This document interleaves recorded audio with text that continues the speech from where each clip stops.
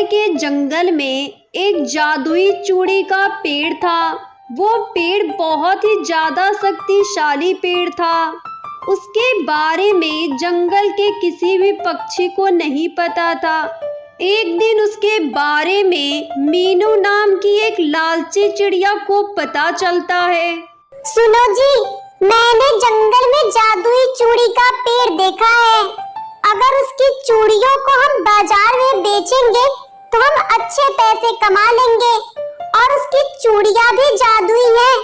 उसे पहनते ही सब सुंदर दिखने लगते हैं। अरे वाह मीनू, इस तरह तो हम चूड़ियों को बेचकर अमीर हो जाएंगे। उसके बाद वे दोनों जादुई चूड़ी के पास पहुंचते हैं। अरे वाह, इस पेड़ पे लगी जादुई चूड़ियां तो बहुत ही सुंदर हैं। हाँ तो सुंदर तो होंगी ही ना। ये जादुई चूड़ी का पेड़ है। इसे पहनकर मैं तो बहुत ही सुंदर हो जाऊंगी। चलो चलो, अब जल्दी से इसकी चूड़ियों को तोड़ते हैं और इसे बाजार में बेचकर हम बहुत सारे पैसे कमाएंगे। उन दोनों की बातें सुनकर पेड़ बहुत ही गुस्सा होता है और उनसे कहता है, सुनो लालची पक्षियों, मैंने तुम दोनों की सारी बातें सुन ली हैं। तुम दोनों पैसा कमाने के लिए मेरी चूड़ियों को बेचना चाहते हो।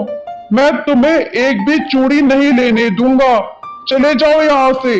अरे मीनू, ये पेड़ तो जादुई चूड़ियों को तोड़ने से मना कर रहा है। अरे तुम चिंता मत करो, इसका उपाय मेरे पास है। अब देखो मैं क्या करती हूँ। उसके बाद मीनू चिड़िया एक फरसा निकालती है और पेड़ को डराते हुए कहती है, देखो जादुई पेड़, तुम मुझे अपनी चूड़ियां दे दो, नहीं तो मैं तुम्हें इस फरसे से काट दूंगी और तुम फिर खत्म हो जाओगे। अरे तुम तो बहुत ही दुष्ट और बेरहम चिड़िया हो। मैं तुम्हें अपनी चूड़ियां तोड़ने नहीं दूंगा। चली जाओ यहाँ से। देखो जादुई पेड़, मैं तुमसे आखिरी बार बोल रही हूँ, मुझे चूड़ियां तोड़ने दो, नहीं तो मैं तुम्हें इस फरसे से काट कर गिरा दूंगी। मीनू चिड़िया की बातें सुनकर जादुई चूड़ी का पेड़ बहुत ही ज्यादा डर जाता है और मीनू चिड़िया और टुन्नू चिड़ा को अपनी सारी चूड़ियां देने के लिए तैयार हो जाता है। ऐसे ही मीनू चिड़िया और टुन्नू चिड़ा उस पेड़ से सारी चूड़ियों को तोड़ लेते हैं और उन्हें बाजार में बेचने लगते हैं। ऐसे ही कुछ दिन बीत जाते हैं। एक दिन टुनटुनी और उसकी बेटी उस जादुई चूड़ी के पेड़ के पास आते हैं। हे जादुई चूड़ी के पेड़, हमने सुना है आप जादुई चूड़ियां देते हैं जो बहुत ही ज्यादा शक्तिशाली होती हैं। हाँ टुनटुनी, मैं जादुई चूड़ियां देता हूँ, पर मुझे माफ करना, मेरे पेड़ पर इस टाइम एक भी चूड़ियां नहीं है। मेरी सारी चूड़ियां टुन्नू चिड़ा और मीनू चिड़िया ले जाते हैं।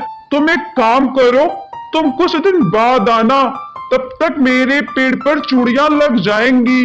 पेड़ की बातें सुनकर टुनटुनी और उसकी बेटी बहुत ही ज्यादा उदास हो जाती हैं और पेड़ भी उनकी ना मदद कर पाने की वजह से वो भी बहुत उदास हो जाता है। ऐसे ही कई दिन बीत जाते हैं और उस पेड़ पर फिर से रंग बिरंगी जादुई चूड़ियां लग जाती हैं और फिर से मीनू चिड़िया और टुन्नू चिड़ा आकर सारी चूड़ियों को तोड़ लेते हैं और उन्हें बाजार में बेचकर ढेर सारे पैसे कमाने लगते हैं।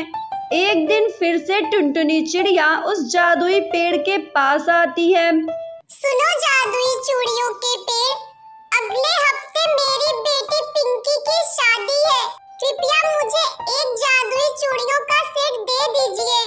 पेड़ टुनटुनी चिड़िया की बातें सुनकर बहुत ही ज्यादा उदास होता है और टुनटुनी चिड़िया से माफी मांगता है और टुनटुनी चिड़िया को टुन्नू चिड़ा और मीनू चिड़िया की सारी बात बताता है, जिसे सुनकर टुनटुनी चिड़िया बहुत ही ज्यादा गुस्सा होती है और उससे कहती है, अच्छा तो ये बात है, आप परेशान ना हो, मैं उस टुन्नू चिड़ा और मीनू चिड़िया को जरूर सबक सिखाऊंगी। ऐसे ही कुछ दिन बीत जाते हैं और उस पेड़ पर फिर से रंग बिरंगी जादुई चूड़ियां लग जाती हैं। फिर से टुन्नू चिड़ा और मीनू चिड़िया उस चूड़ियों को तोड़ने के लिए आते हैं। तभी वहाँ पर टुनटुनी चिड़िया आ जाती है। मैं कहती हूँ तुम दोनों रुक जाओ। तुम दोनों फिर से जादुई चूड़ियों को तोड़ने आए हो। मैं तुम्हें इस बार चूड़ियों को तोड़ने नहीं दूंगी। अगर तुमने चूड़ियाँ तोड़ा तो मेरे से बुरा कोई नहीं होगा। ए चिड़िया, तू हमें रोकेगी? रुक, मैं तुझे अभी बताती हूँ। मीनू चिड़िया कुछ करती उससे पहले ही टुनटुनी चिड़िया जादुई पेड़ से जादुई चूड़ी को तोड़कर उसे पिंजड़े में कैद कर देती है और उससे कहती है, अब तुम दोनों बिना कुछ खाए पिए कई दिनों तक